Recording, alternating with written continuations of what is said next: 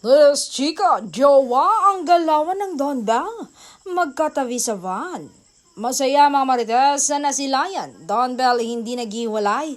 Pati sa van na kanilang sinakyan, magkatabi pa rin sila. May isa pang nakaakbay si Donnie kay Belle na labis na ikinatuwa ng kanilang marites at shippers. Noon daw, happy lang si Donnie pero ngayon with Belle, kakaibang sigla ang kanilang nakikita sa araw forever na ito.